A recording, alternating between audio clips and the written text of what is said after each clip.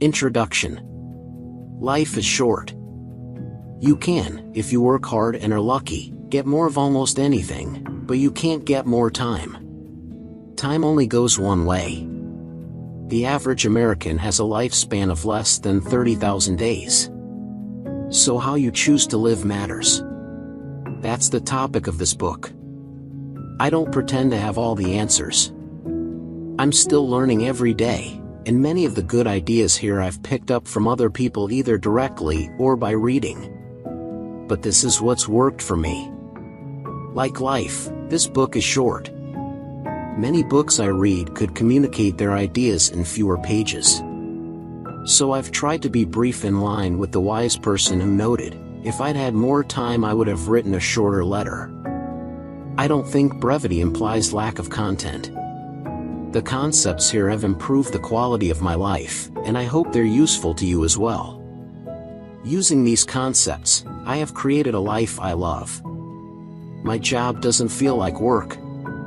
I love and respect the people with whom I spend time. And I'm also passionate about my life outside work. I've learned how to create a balance that makes me happy between work and other interests, including my family, friends, and exercise. Sadly, I think that's rare.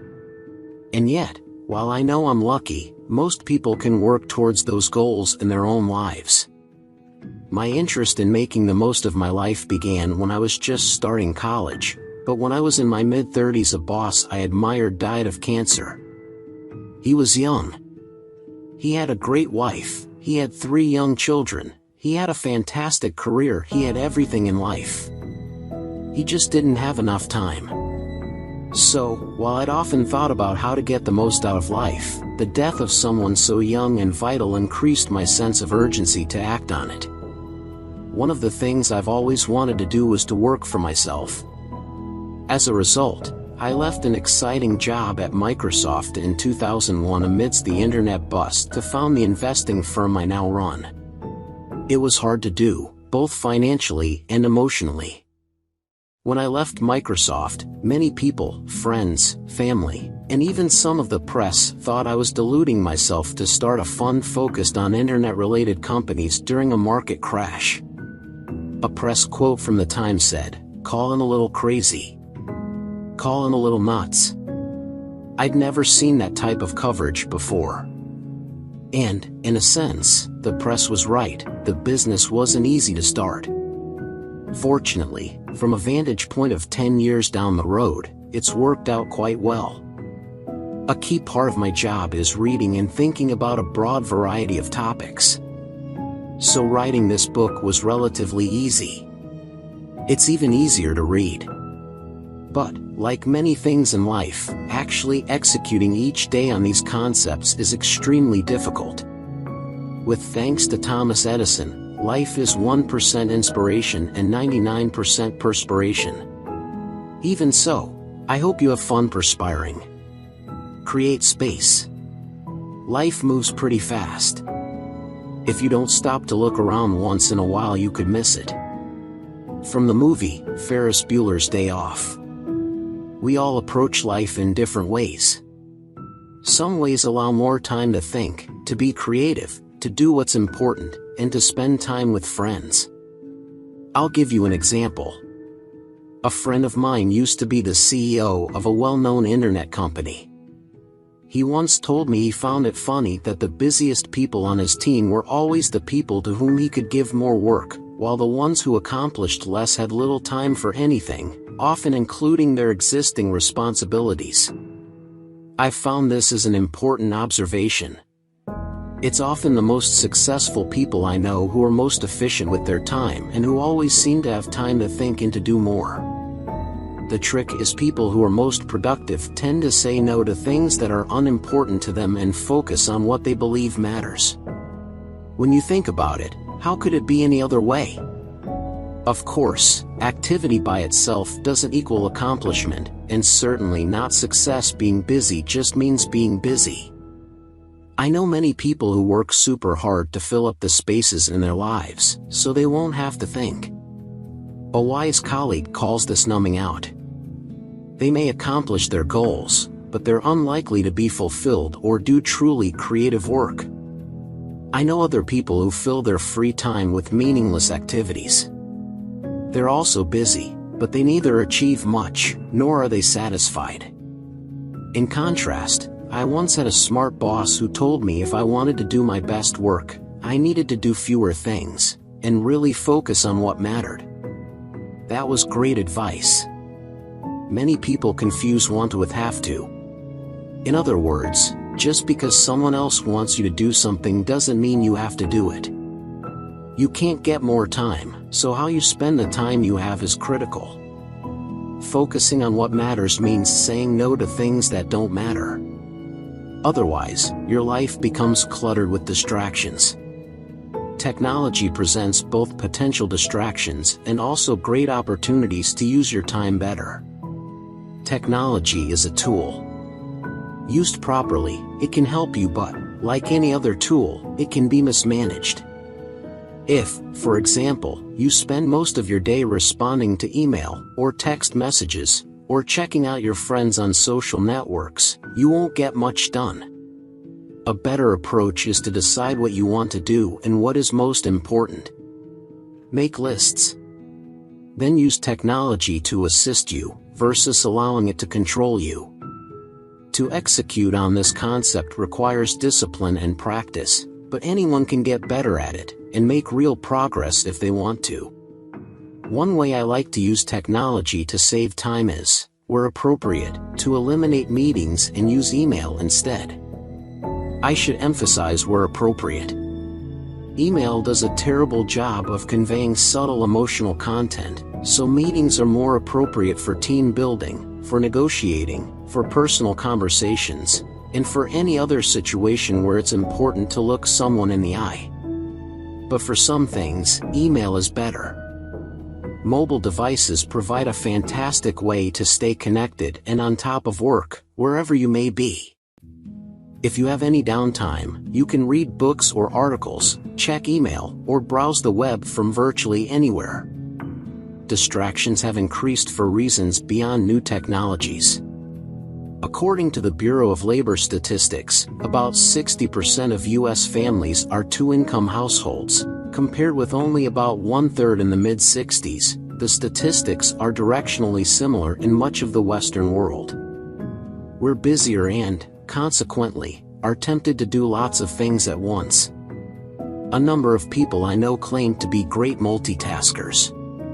The brain, however, doesn't work that way. Instead, it focuses on one activity at a time. If you switch back and forth between multiple tasks, your brain works more slowly than it would if you focused on each activity for a period of time. Albert Einstein said, "It's not that I'm so smart, it's just that I stay with problems longer." Most of us do the opposite with predictable results. To allow yourself time to think, there are many non-technological tricks to managing information. All of them require you to make choices to focus your energy. I like to set aside blocks of time for specific activities, even to read or chat. That being said, there are combinations of activities which work together and can make you more productive. For example, I frequently ride an indoor bicycle while reading, since the indoor bicycle takes no mental attention, and it allows me to get exercise at the same time. Don't try to do the same thing, though, on an outdoor bike. Another way to free up time, if you have the option, is to live close to work. For many people, the amount of time spent commuting is huge, and it tends to be quite stressful and, frequently, not super productive. There are usually good reasons people want to live far from work. It's often significantly cheaper, and the schools may be better. But, if you think about the value of your time, it might not make sense. You might be able to afford a smaller home closer to your job rather than a bigger one with a long commute. And, if you do that, you might have significantly less stress on a daily basis. In fact, when I lived in Manhattan, frequently the most relaxing part of my day was walking to and from my office. It didn't seem like a sacrifice to have a tiny apartment on the third floor of a building without an elevator. The ultimate reduction in commuting time is working from home, something that is becoming increasingly possible for many people, given the evolution of technology and the desire of companies to get the most out of their employees while limiting real estate costs. If you have a job which accommodates it, are self-motivated, and have the space and quiet required to work well from home, it can make life considerably more pleasant and can create more discretionary time.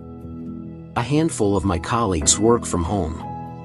They all love it. None would choose to work in an office again. Making space in your life by using time efficiently also helps nurture creativity. I find it interesting that people who tend to be the most creative have three things in common. They're incredibly well prepared in their fields. They become masters of their domains by practicing for many years, day after day. They spend time deeply focused on solving a key problem or key set of problems, no matter the obstacles. They allow themselves to step away from the problems on which they're focused, so that insights can come to them in activities such as walking, or looking out on a beautiful scene. To get great insights absolutely requires hard work, but it also requires space. This is the case because the human mind is not a linear machine. If you don't put in the required effort, you won't be capable of generating good ideas, you won't understand the subject matter. But if you don't give yourself space from the problems on which you are working, you likely will be so worn down you won't generate creative insights. You need both. In taking walks these days, I try to notice the beauty around me. It helps me think and relax. In fact, I regularly take pictures with my cell phone camera, some are included here, as a reminder to stop and look. It's a simple thing, and my pictures won't win any prizes, but it works. So to make the most of your life, say no to things that don't matter, work hard at what you love, and occasionally take time away from your core focus to rest so that your mind can be quiet for great insights to come. Looking out to the Olympic Mountains, Washington. Try not to worry. If you can't sleep, then get up and do something instead of lying there worrying. It's the worry that gets you, not the lack of sleep. Dale Carnegie. Worrying, I've found, wastes energy and wastes time. It limits what you can accomplish. I try not to obsess on the past, but to learn from it. I try not to worry about the future, but to prepare for it. And while it's difficult sometimes, I try to take pleasure in the moment, even when bad things happen. An inspirational woman I know has cancer, yet she finds the beauty in every day and every moment. I don't know many people who are more positive, or go through life with as much curiosity or energy as she does. The last time I saw her was at a dinner party. She was more engaged than anyone else that evening, constantly asking questions about new technology, and how I thought it would change the world. I also have several friends with multiple sclerosis, and they live more restricted, and more painful, lives than most of us, but each seems excited every time we meet. They're clearly trying to get the most out of their limited time left on Earth. The lesson to me is that you can focus on something going well, or something beautiful, or something interesting even amidst terrible times.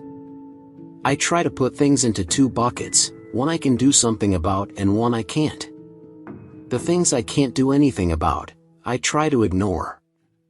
There's no use, for example, being jealous of other people's success or good luck. It won't make me any happier. Nor is there any upside in worrying about a bad situation in which I find myself. There is, however, a lot to be gained from considering how I can move to a better place. I've also noticed it helps to accept the world as it is, not in the sense that you can't change things, although that is sometimes the case, but in the sense that you need to see reality clearly before you can take effective action.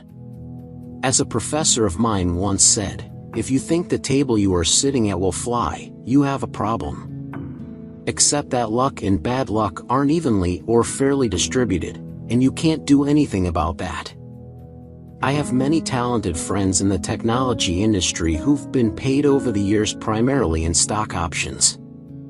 Some have made a great deal of money this way, and frequently they were just lucky to have joined a given company at a certain time. They weren't necessarily more talented than others. They didn't work harder or contribute more than people who started later than they did. They frequently didn't even have a strong conviction in advance that they'd make a lot of money, although they knew there was a chance they might. They were, relative to their peers, lucky. There are some things in life you can't change, such as your parents, your height, or the personalities of other adults. For the problems you can impact and you want to alter, think about what you want to accomplish, and try to do that in a pragmatic way. You don't have to change everything overnight. In fact, thinking you can, or should, is likely to lead to failure, or to feeling overwhelmed and as a result perhaps doing nothing. My experience the last 10 years illustrates this point. If I'd tried to build my investing business to scale in a short time frame, or worried when stock prices declined, I would have failed. I started investing immediately before September 11th. While prices of internet stocks then were low relative to their business value, prices dropped significantly for another year and a half during the internet bust before recovering to sensible levels. I had no idea that would happen. It didn't feel pleasant. My family lost faith in me, and most of my friends thought I was a bit nuts to even invest in the sector. It was only because I stayed focused on understanding the businesses in which I'd invested, and was willing to stick with my convictions over a matter of years, that my ideas worked out well. Over time, other people gained faith in my investing abilities, but it didn't happen overnight. It wasn't easy. And nothing I might have done early on would have changed that. Lastly, when you make mistakes along the way, as I have at many points in my life, accept them as well. I've tried to learn from my mistakes. They're experience, and they're the sort of experience you won't soon forget. As Winston Churchill said, success is not final, failure is not fatal, it is the courage to continue that counts. Sunset from the air, somewhere over Western Canada. Don't do really dumb things. All I want to know is where I'm going to die, so I'll never go there. Charlie Munger. You can't follow Charlie Munger's advice literally. But, as a wise colleague of mine says, sometimes the most important thing to do is to not do anything really dumb. I've found this type of inactivity is undervalued in our culture. Many investors overlook avoiding dumb mistakes. Warren Buffett suggests people approach investing the same way Ted Williams looked at batting, only swing at the pitches in the center of your strike zone. Since there are no called strikes in investing, you should let the others go by. This sounds easy to do, and you'd think most investors would behave this way, but they don't. When many people buy stocks, they tend to think more about the potential upside than what they might lose if things don't go well. By pivoting that thinking and avoiding really dumb ideas in investing, in business, and in life, you'll approach problems from a wholly different perspective. I've used this same mental model to try to avoid too much debt, drinking too much, staying away from people who are bad influences, eating poorly, and not exercising. I should probably make the distinction here between really dumb things and routine mistakes made in the course of your life. The latter, as I've noted, are certainly painful, but inescapable and useful learning. What do I mean, then, by really dumb things? There are two classes: unrecoverable errors and denial. Unrecoverable errors can screw up your future, like committing a crime and going to prison, or limiting your options by not trying to get the best education available, or making decisions which likely will lead to major health problems or financial destruction. As an extreme example, I know someone who, as a child, accidentally shot his sibling. The sibling never fully recovered, and the accidental shooter never overcame his guilt. As a result, his life has been ruined. There are many things that are not nearly as dramatic, but can have a similarly negative long-term impact. What you choose to do each day matters. habits form when we're young and solidify before we know it. So forming the right habits early is critical, whether that means eating well, exercising, saving money, or being honest. As a wise investor I know likes to say, people become more so over time. The second class of dumb thing, denial, is common. Most of us ignore reality in some facet of our lives. It's often easier to believe things will somehow solve themselves, whether we want a lousy job to work out, or we're so desperate to hire someone for a much-needed role we sacrifice on quality, or we overlook obvious issues in someone we're dating, and assume they'll get better over time, or we can help fix them. These are all examples of wishful thinking. If you notice serious problems in the early stages of a job, or in the hiring process, they're only likely to become magnified as you get to know the situation, or your new colleague better. Ditto in dating. Small problems early on generally don't just resolve themselves with time. And it's impossible to change other adults' personalities, no matter what you may wish.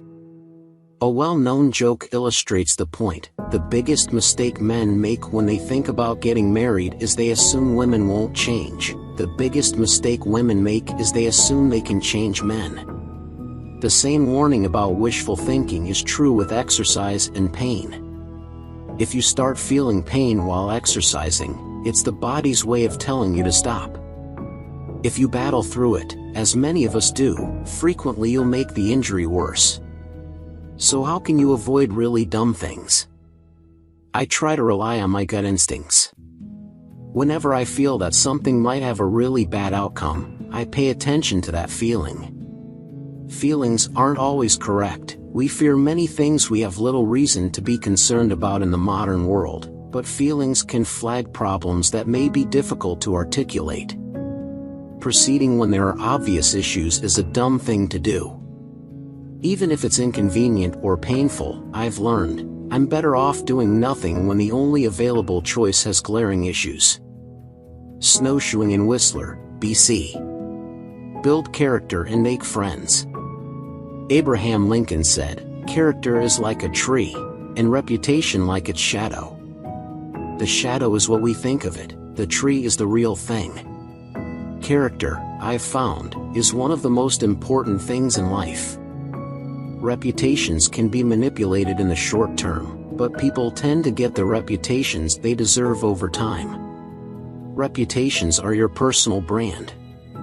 They're influential in how well you do in both your professional and personal lives. There are 4 basic principles that have worked well for me. Do what you think is right.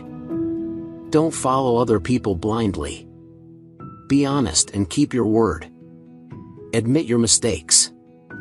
If you live your life authentically, keep your word, admit mistakes, and admit what you don't know, you'll find people will trust you more over time, and you'll become wiser too. When I entered college, I thought most people would adopt similar principles, but I've found that a lot of people succumb to peer pressure and other external forces. I've met lots of smart people who work very hard. I've met substantially fewer who are also authentic and have integrity. I try to spend my time with the second group.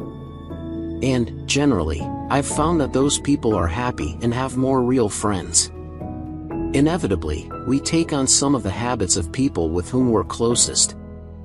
The people with whom we associate can have a huge impact on the development of our personalities, particularly when we're young.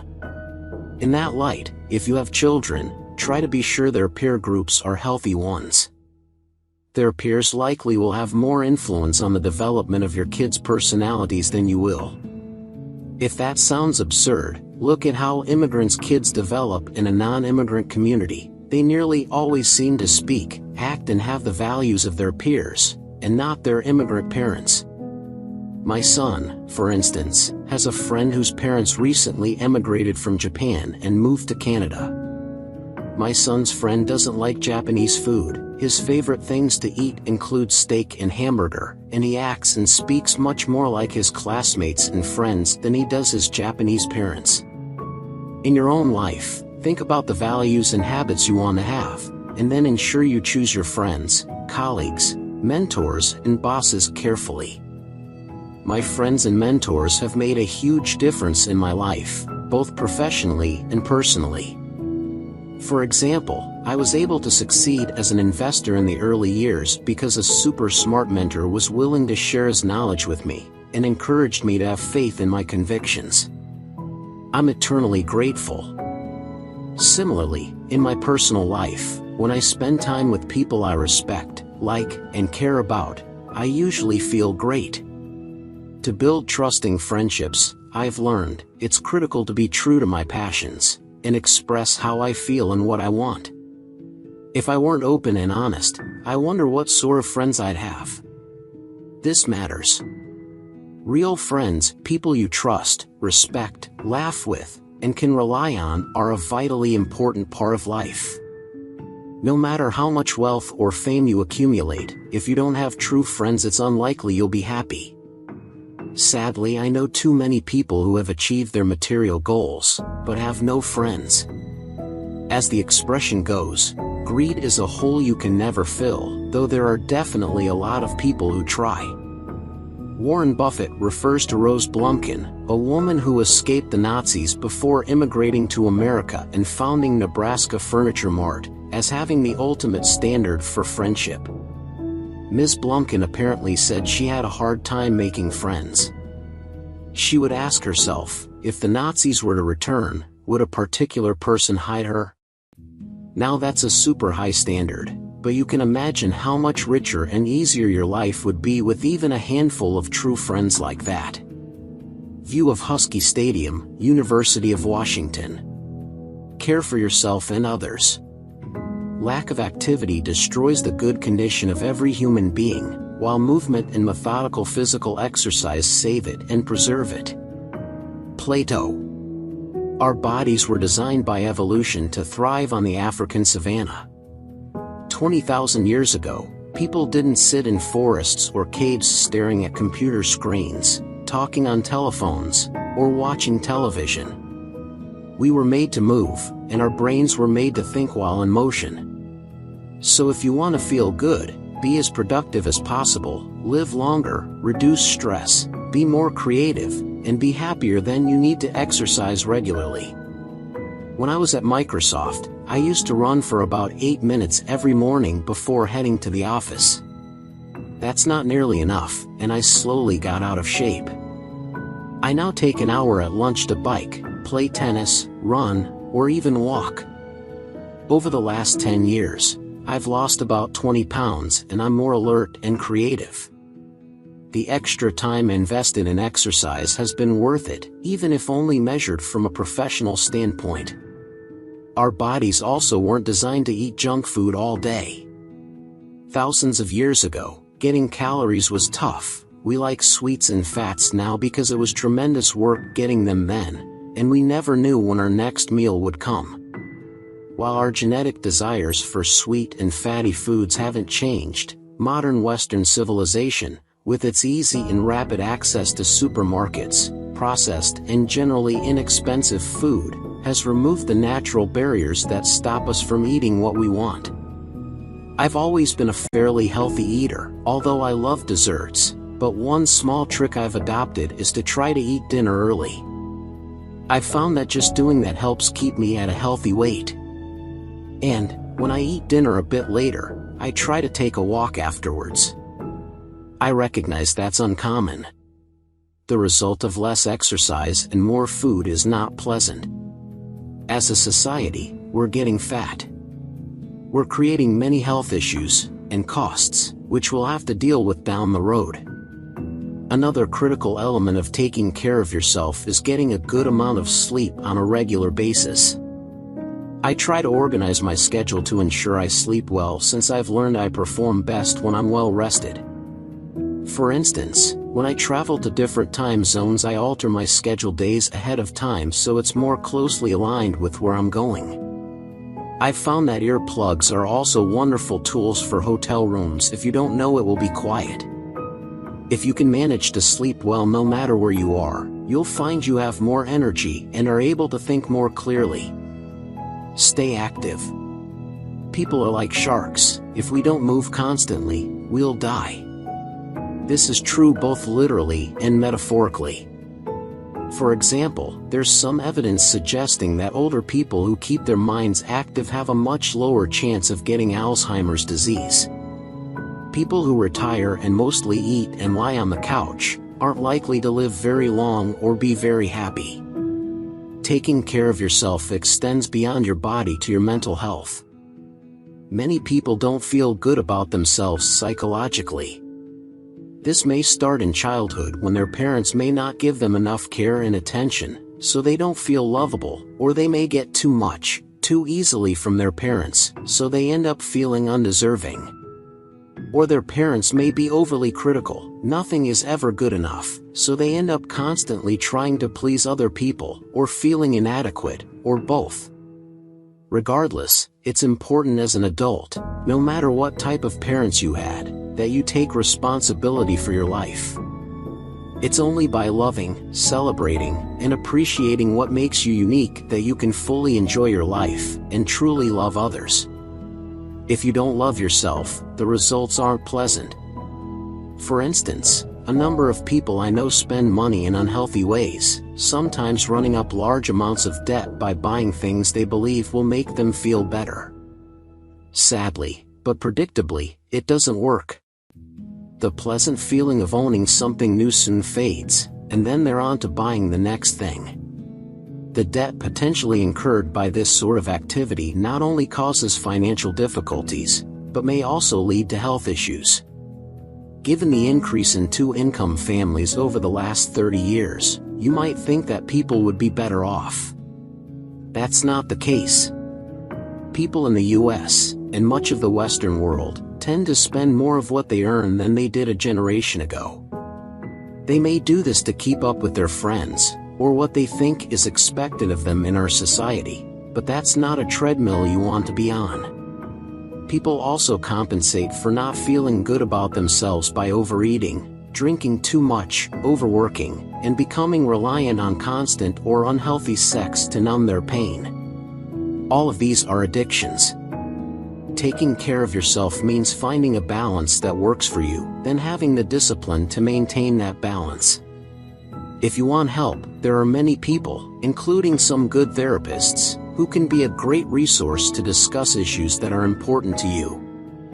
Mark Twain said grief can take care of itself, but to get the full value of a joy, you must have somebody to divide it with. There are innumerable, serious problems in the world, and there are huge numbers of people who'd love your help. You've doubtless heard that message many times before, particularly around the holidays.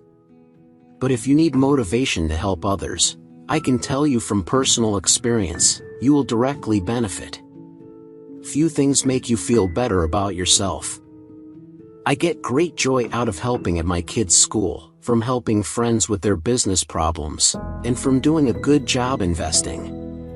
If I do my job well, my friends and clients will be able to send their kids to college, to retire without financial worries, and to do things that are important to them.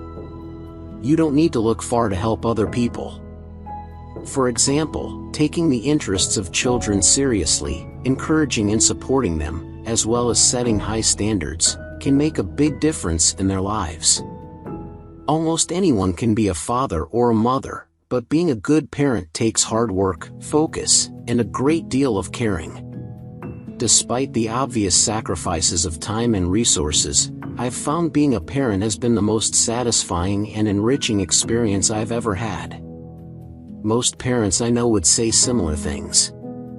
There are many ways to make a difference in the world. You can help your extended family, help friends, help your community, or help people you don't even know.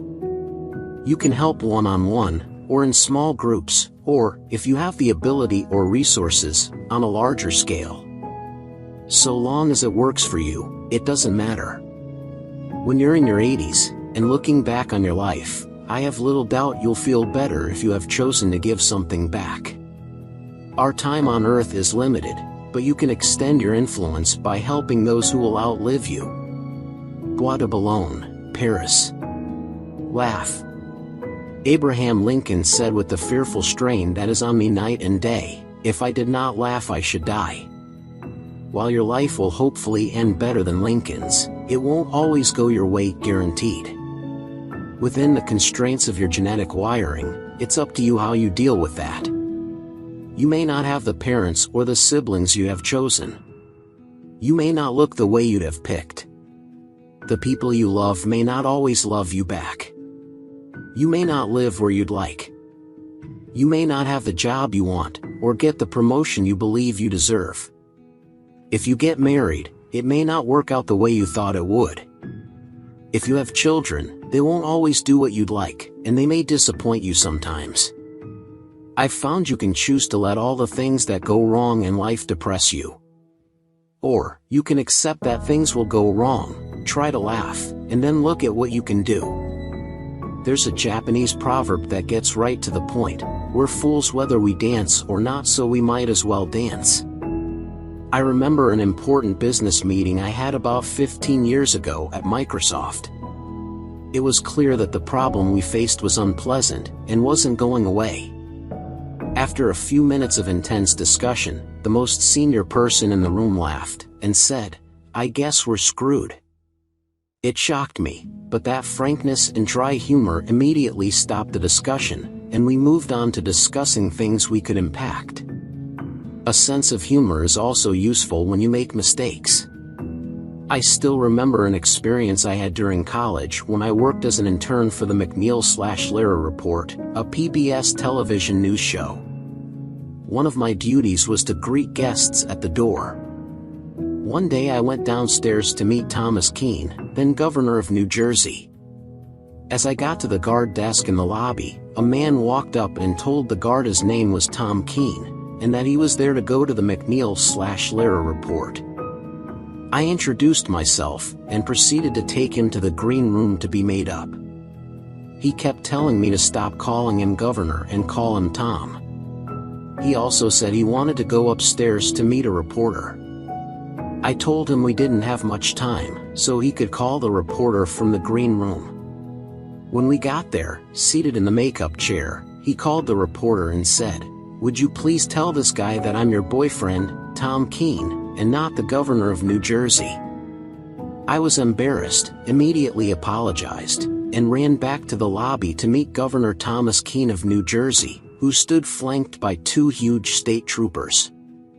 I remember laughing at myself as I told Governor Keene the story on the elevator back up to the green room. It's sobering to note that whether you're able to laugh when things go badly may be an inborn trait. A famous study was done using 2 groups of people, paraplegics and lottery winners. The study looked at these 2 groups' happiness before their life-changing events, immediately following them, and then also a bit later. The immediate effect was predictable: people who became paraplegics got depressed, and people who won the lottery were elated. But after a relatively short period of time, both groups returned to their original levels of happiness. Paraplegics who'd been happy before their injuries became happy paraplegics. Lottery winners who'd been unhappy and bitter before their windfalls became unhappy, bitter lottery winners.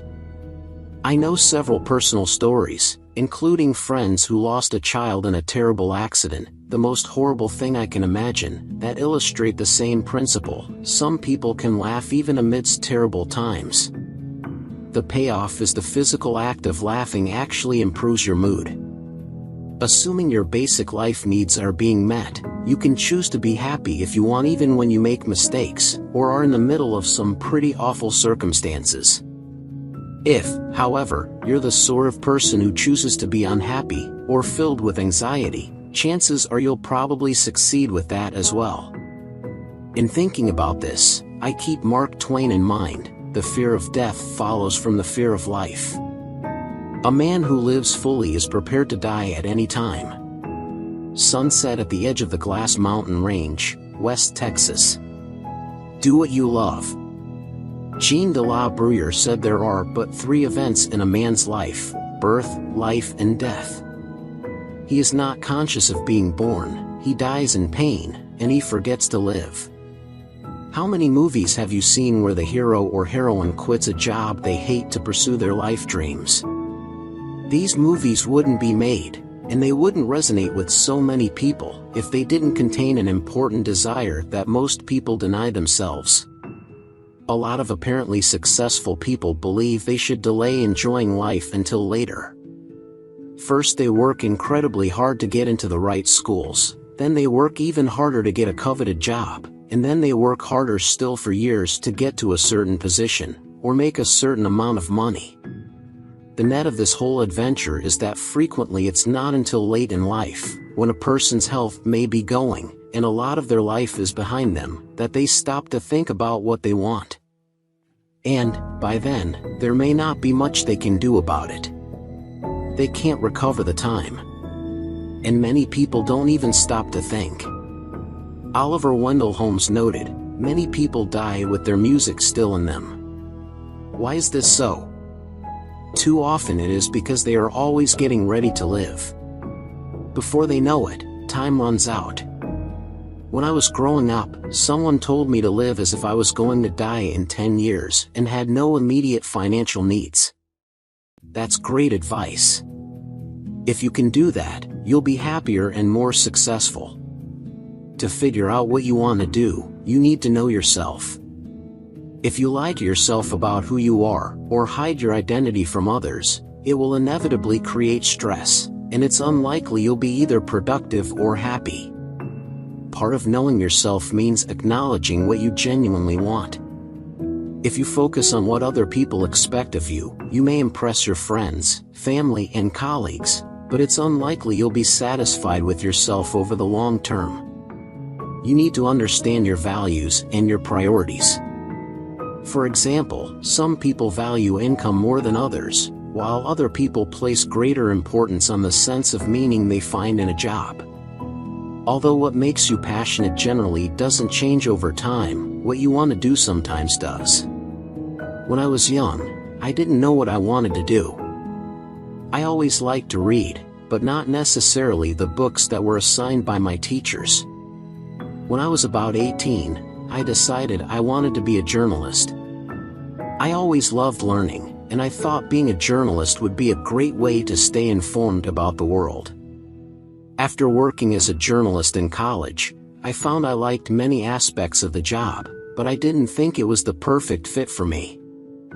I tried other careers through my 20s and 30s, searching for something that felt right. I started a small business, which eventually folded for lack of funding. I went back to business school. Then I worked for two big corporations in two very different industries: Time Incorporated and Microsoft. I succeeded at some jobs, and I failed in aspects of others. I enjoyed a few jobs a great deal, and was lucky to make some lifelong friends along the way. It wasn't until I was in my late 30s, when I started to work for myself investing, that I finally found a career which drew on all of my natural curiosity, had few aspects to it that I didn't enjoy, and basically didn't feel like work. Fortunately, everything I'd done earlier in my career wasn't wasted. In fact, many of the experiences I'd had, and particularly my failures, became useful learning. While it's obviously better to start doing what you love early in life, many people don't. Tom Clancy, the author of numerous exciting and commercially successful books, including The Hunt for Red October, became a writer when he was in his 30s, after a career in the insurance business. John Grisham, the author of many great legal stories, was an attorney and a local politician before his first book, A Time to Kill, was published when he was about 33. Ronald Reagan wasn't elected to public office until he was 55. Earlier in life he'd been an actor and a union official. And, though few have heard of Alfred Wallace, merchant and fisherman, art lovers know that Alfred Wallace the painter emerged in his late 60s, after his wife died. So it's quite possible to reinvent your career even late in life. All of these people successfully evolved their careers toward doing something they loved. But why is that important? There are three primary reasons. We spend huge amounts of our lives working. If you work from the time you're 20 until you're 65, 5 days a week, and a great many of us work far more than that, then you will work for at least half your adult life. We also live in a super competitive world. It's likely the only way you'll stand out at what you do is if you work very hard for long periods of time. It's said that to become an expert in a given activity requires about 10,000 hours of practice. At 40 hours a week, doing nothing else, which is extremely unlikely, it takes 5 years of solid work to master a subject. And I've found the only way people have the stamina to outwork others, year after year, is when they love what they do. Sadly, most people don't have jobs they truly love. Instead, they often work at unsatisfying jobs, sometimes because they have no choice, but sometimes to impress others. But 3-window offices, fancy titles, awards, and more stuff don't bring happiness. Some people never get this. I was recently chatting with a guy I met who'd been quite successful. I said I'd been in New York on 9/11, and had heard through a friend he was supposed to have been at the top of the World Trade Center that day, but that he'd fortunately canceled last minute. He corrected me. Actually, I was supposed to be the keynote speaker at an important event at the World Trade Center on 9/11. I was stunned. He'd almost died in a spectacular catastrophe that impacted millions of people, and yet, years later, in telling the story, he tried to impress me with the status of his job. I told him I thought he was just lucky to be alive. There's a lesson here. For people who have a choice between jobs, there are frequently 2 broad options. Option 1 is doing what you love every day, but not earning as much money as you might otherwise, and are not having as much prestige in the eyes of your acquaintances. Option 2 is doing a job you hate or find boring, but either the job itself, or the money you can make from the job, impresses other folks. To me, the choice is clear. What I find a bit shocking is that many people choose option 2, and stick with it over the course of their careers. Many other people enter fields they love, but over time forget what they love about their work, and prioritize the external recognition they receive from it. While there's nothing wrong with being well paid, and we all love to receive praise for good work, prioritizing external rewards over the work itself is a failing strategy. It's just anecdotal data, but everyone I know who works primarily to impress other people is unhappy or unfulfilled, regardless of how externally successful they may seem. Almost everyone I know well who works passionately at a job for its own sake is happy, and most have been successful. So the question is, how do you determine what you passionately want to do? I'll share my own experience. Before I left Microsoft, I took out a piece of paper and listed those moments in my life I loved most. I tried to identify patterns. With that information, and a bit of research about various career options, I picked something which I thought would allow me to do what made me most happy. I also paid close attention, using the same method, to things I didn't like to do, and worked hard to eliminate those things from my life. You can use this system at any point in your career, but you may have to serve as an apprentice for several years early on doing less than fun things in order to learn the ropes. That's just part of the journey, assuming you work with people you respect. I developed a litmus test for job satisfaction that might resonate with you. When I was in a job I hated, I noticed on Sunday nights, or returning from vacations, I actually felt sick. Today, because my work and personal life are highly integrated, I work over the weekends, but I feel just as excited Sunday night as I do on Friday afternoon. Ideally, you want a job you'd do even if you weren't paid to do it. That's not an economic reality for most of us, but it's the right goal to shoot for. If you can get paid to do what you perceive as play, you have a great job. Finally, focus on your present situation and your future goals. People like to strive to achieve something new. If you are a mountain climber, as a good friend of mine is, you always look for the next peak. Those who live in the past tend to be unhappy. No matter how significant your past accomplishments may be, they won't keep you satisfied. A former classmate's greatest days were at school nearly 30 years ago. He went to a wonderful and prestigious school and was a bit of a star there. These days, he tries to attend as many reunions as he can. But you can't live life backwards, and he's unfulfilled in his current life. Freud said, "Love and work are the cornerstones of our humanness." While it may sound simple, if you have close friendships and love your work, the odds are quite high that you'll be happy most of the time. Embrace change. W. Edwards Deming said it is not necessary to change. Survival is not mandatory. Change will happen whether you like it or not. In fact, given technology's evolution and globalization, there's little doubt that the rate of change is accelerating. This can be disconcerting. We tend to hate change. We prefer to know what will happen. However, if you fight change, you'll usually lose and you'll get worn down fighting it. I recall meeting with some folks in the newspaper and Yellow Pages industries in the mid-90s. I told them the internet would reshape their world, but they were making good money on their print business, and had been doing that for many years. In fact, most of them had monopolies where they could pretty much charge whatever they wanted.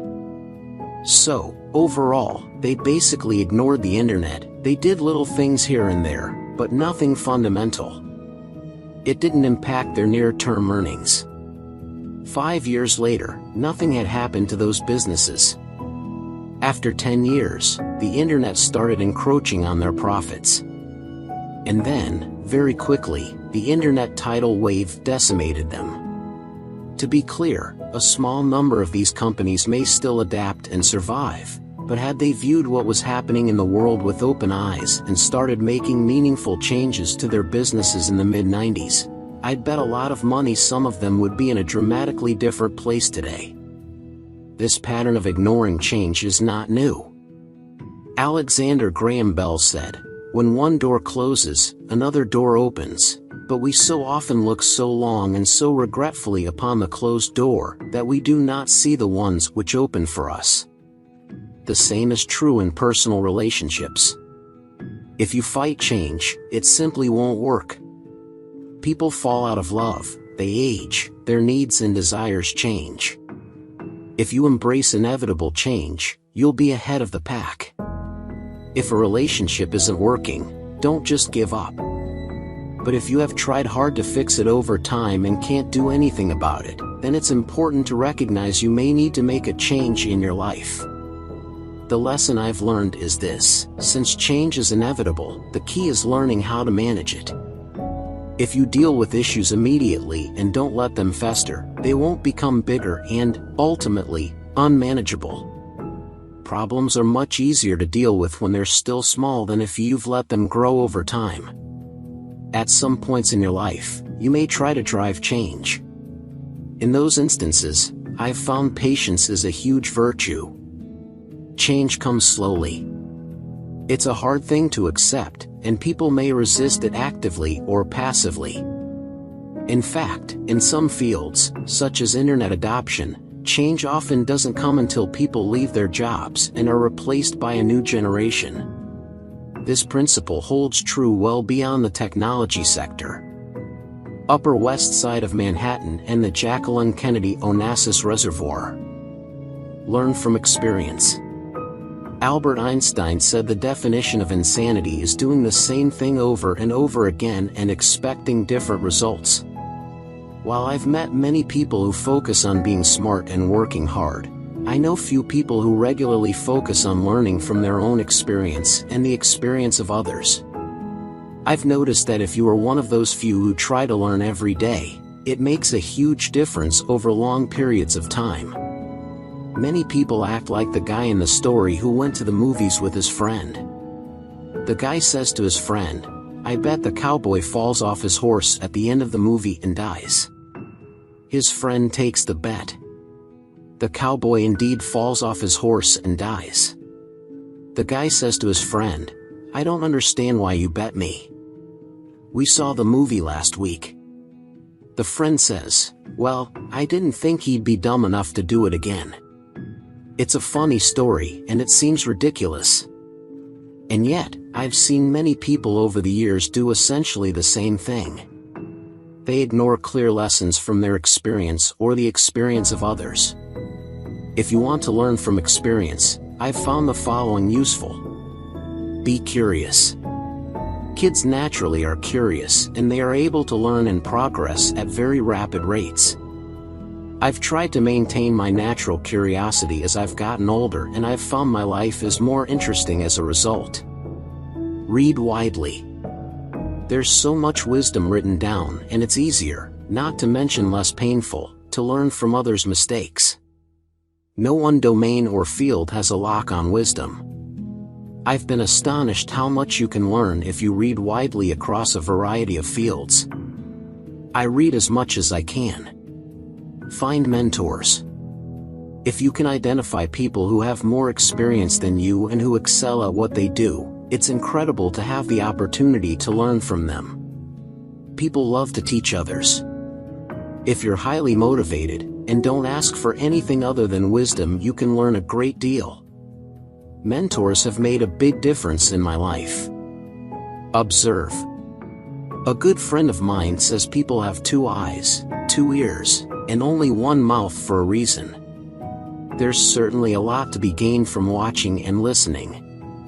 When I travel, I love listening to people who have different life experiences than I have.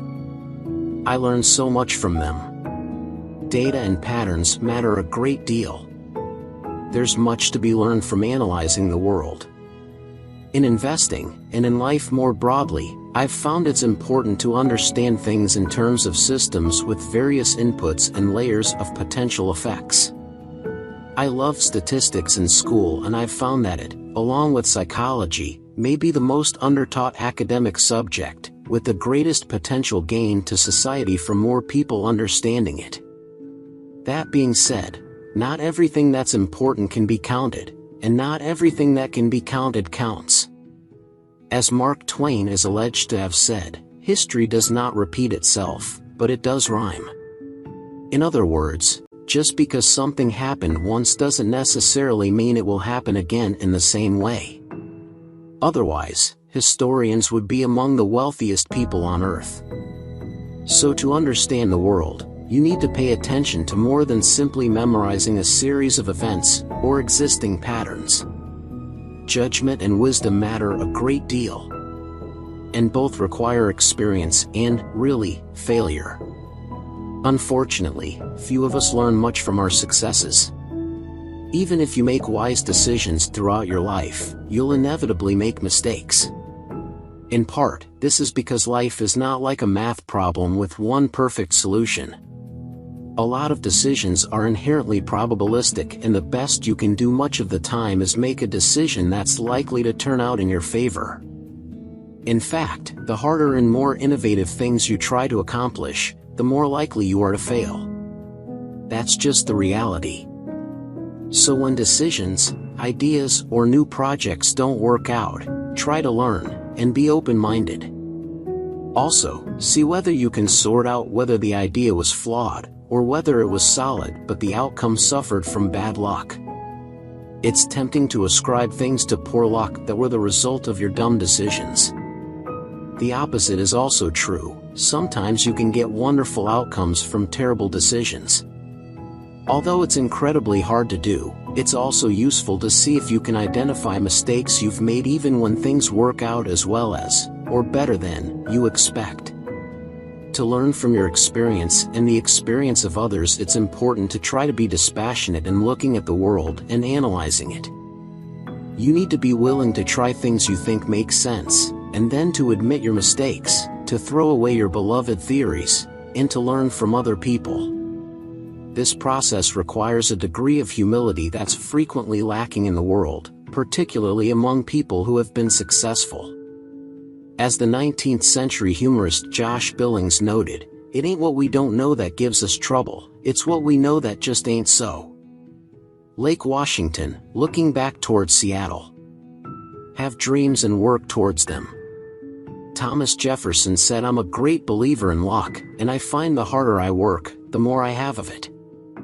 Success in my experience requires the following elements. A clear, stretch goal. If the goal is too easy, it won't feel like an achievement. If it's unrealistic, you'll never do the work. Love for what you're doing. Very hard work, often over a long period of time. A sense of realism about the world, and your own limitations. As we used to say at Microsoft, you can't boil the ocean. Nor can you make people come back from the dead. Flexibility and perseverance. You'll need to adapt to the curveballs life will throw at you. And, often, a bit of luck. People don't tend to achieve things in great leaps forward. Rather, we progress one step at a time, usually with small insights here or there. Whether you're a scientist who builds on the great work of others, or a writer whose work springs from the wisdom of writers before you, or an internet entrepreneur whose innovations succeed only because of a certain infrastructure, all of this is possible only because of small progressions from a massive foundation of wisdom and experience stretching into the distant past. We're all standing, as Isaac Newton noted, on the shoulders of giants. Similarly, to make changes in your life, focus on taking small steps in the right direction. Whether you want to change your health, your job, or your relationship, you can't do it overnight. And you can't become great at anything without a lot of repeated practice. Be sure you're comfortable with taking small steps, then build on them. The initial change will be small, and in the near term the difference may be imperceptible, but as time goes on you'll end up in a totally different place than where you started. Having run a marathon many years ago, slowly, I think long-distance running is an excellent way to think about big, challenging goals.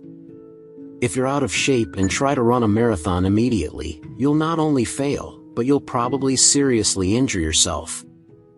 If, however, you take small steps, if you slowly start walking, then running short distances, then building to greater distances, over time, it's likely you'll find you can run a marathon. The same method works for just about anything in life. Faced with a big challenge, you might get overwhelmed, or panic. You might even be afraid of succeeding. As a result, you might not even try. But you can overcome these mental traps by taking small steps and practicing regularly. It also helps to imagine your success. The mind is an amazing thing. If you focus your brain on success and you practice seriously, you'll slowly build the deep confidence you need to persevere in life. You'll be ready for the obstacles the world throws at you, or at least you'll expect to encounter them. And, rather than panicking or freezing next time you face a challenge, you'll continue to work toward your goals. Over many years, this type of approach tends to build lasting progress and, ultimately, success. You need to set the bar high enough that achieving your goals will mean something to you in the long term. And you should ensure that your goals are at least broadly realistic. But you also should try to get on a train going in the right direction. The internet provides some great examples of the benefits of having the wind at your back. If you want to be a journalist, you're likely to be far more successful over the next 20 years if you focus on new media versus trying to become a print specialist. You're also likely to do better designing graphics for the web than you would for magazines, and you're likely to be more successful selling ads for internet properties and mobile applications than you would for newspapers and TV. The skills and interests required to succeed in these endeavors are similar, but if the field you enter is growing, your odds of success will be higher. I know people who have chosen both paths. Even the most talented and hardworking folks I've observed are constrained by shrinking fields. So while you should pick something you love first, why not try to do that in an environment that will help you succeed? Simple things can cause complicated outcomes, both good and bad. Persistent curiosity, combined with sustained focus on reasonable goals, will change your life over time. If you love what you do and work very hard, persevere, and take small steps, you likely will be in a dramatically different place 10 years from now. The same is true in your personal life. Picking the right partner, someone you respect, and with whom you can communicate, laugh and collaborate well, can make a huge difference in the quality of your life. However, like a career, long-term relationship success requires perseverance and flexibility. People live happily ever after only in the movies. No matter what your individual goals, hopes and dreams are, I hope you start immediately on your journey and keep going. Life is short. As Benjamin Franklin wrote, "You may delay, but time will not." Epilogue: if this book were even shorter, here's what it might say. Albert Einstein said everything should be made as simple as possible, but not simpler. There are certain themes that run throughout the book. It may be useful for some readers to discuss them here. Know yourself. To be happy, you need to pay attention to who you are, what you want, and how you feel, versus staying busy just doing stuff, or doing what other people want or expect you to do. This requires both self-awareness and introspection. If you pay attention to how you feel, what you like and what you want, as well as what makes you feel sad, angry, fearful, and confused, the world is likely to look quite different. Many people are afraid of being introspective because they feel vulnerable. But without a willingness to open up, you won't understand yourself and you can't ultimately be truly happy. Act on that knowledge. Simply understanding how you feel and what you want is vital, but insufficient. Progress depends on action. If your goal is to help other people, but you never do anything about it, you'll be unsatisfied. The same is true if you want to start a business, write a book, invent some new device, learn to play an instrument, get better at a sport, or be a good parent. Remember, take small steps. They work. Big steps often don't. Over time, small steps add up, and you end up in a different place. Observe. It's incredibly hard to have a dispassionate view of the world, even if you try your hardest. Humans are emotional animals, and we all come at the world with our own point of view based on our experience. It's impossible in many ways to get outside that frame of reference, although with diverse experience, a lot of reading, honest self-reflection on your failures, and some thinking, it's possible to stretch our perspective. Data and patterns matter, and you should pay close attention to them. But they're not enough to deeply understand the world, since history doesn't repeat itself exactly. Judgment and wisdom matter a great deal. To acquire them, and to be creative, it's important to slow down enough at times to notice what is going on around you. Focus. Focus is important because time is limited and you can't do everything, let alone do everything well. Persevere. Life doesn't come easily most of the time to most of us. Even if you have no major issues in your life, eventually you will. The way to succeed amidst obstacles is to not give up. Perseverance matters. I don't know anyone who has succeeded over time in any field or significant endeavor without it. Manage change. Change happens whether you like it or not, both in our personal lives and in our world more broadly. With technology and globalization, the rate of change in society is accelerating. Being able to accept and manage change is an essential skill. Make friends. Without true friends, most of us wouldn't enjoy our lives. To be happy, it's vitally important to be connected to other human beings whom you care about and who, in turn, care about you. Care. If you don't take good care of yourself physically and psychologically, you won't be able to enjoy your life. And if you don't care about others, you at least will be missing one of the great joys of being alive. Judgment matters. This is not a recipe book. Many of these ideas conflict with others. For example, you can't both create space to let your mind wander and intensely focus at the same time. You need to use your judgment to figure out what's right for you at a given time in your life. Laugh. We're all going to be dead anyway someday. So while you should try your hardest to make the most of your life, when something funny happens, when you make a mistake, or even, and perhaps especially, when bad things happen, it's easier if you can laugh about yourself and the world. Afterward, the world beyond us. Woody Allen said money is better than poverty, if only for financial reasons. This is a book about how to get the most out of life. But I don't want you to think I'm some sort of wild-eyed optimist who only sees the positive in the world. We all have problems. People get sick. We die. We get rejected from schools and we lose jobs. We fail at things we try to do.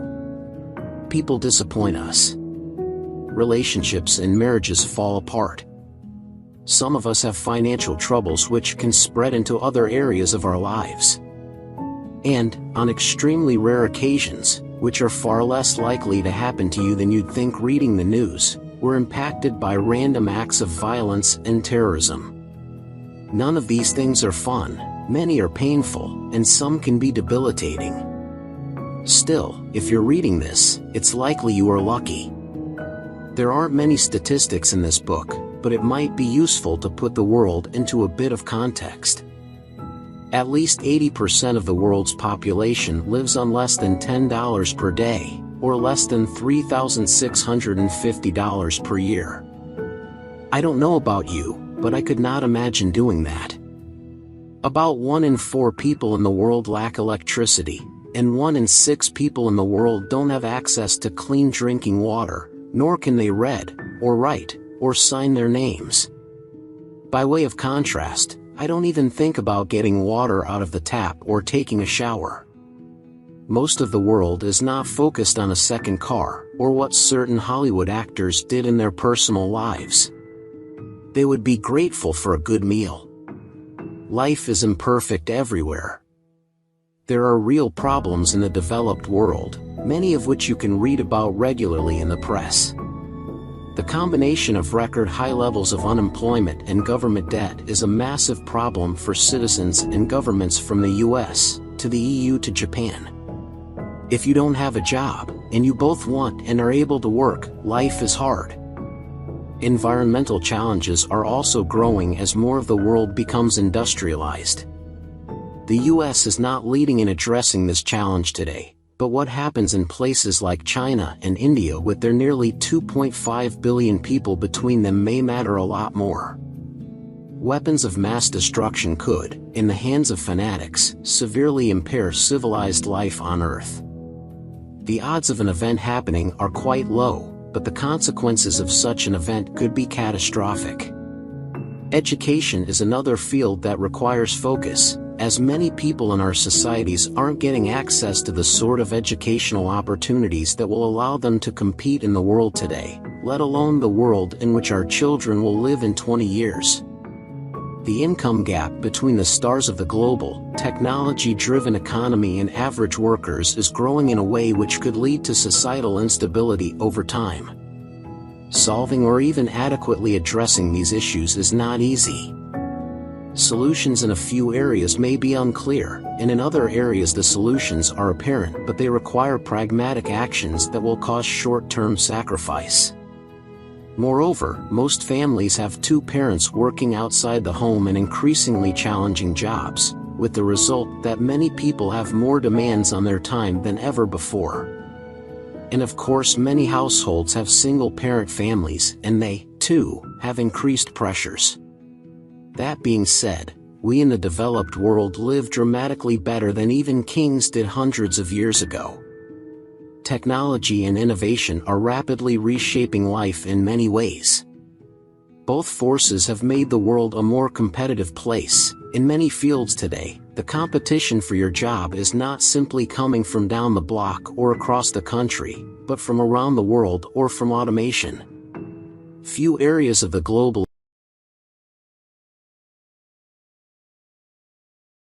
economy will be sheltered from these forces, and in fact it's likely that the pace of change will only accelerate in our lifetimes. There are risks to new technologies, including a potential loss of privacy and various forms of abuse and fraud.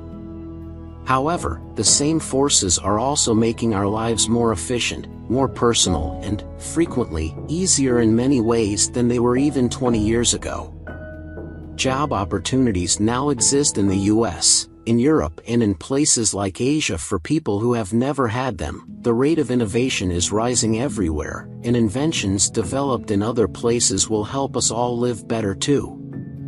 In addition, global markets are now larger for both individuals with world-class talent and US and Western-based corporations.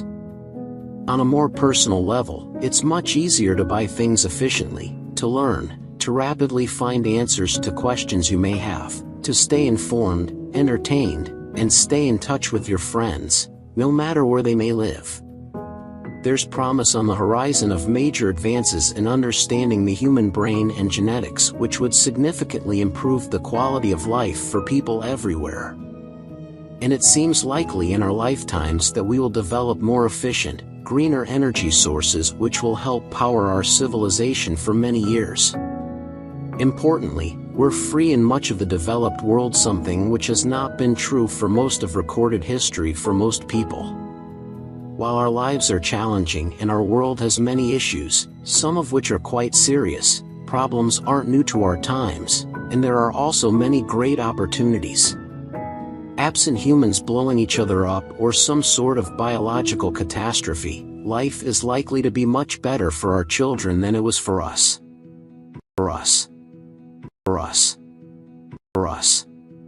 For us. For us. For us. For us.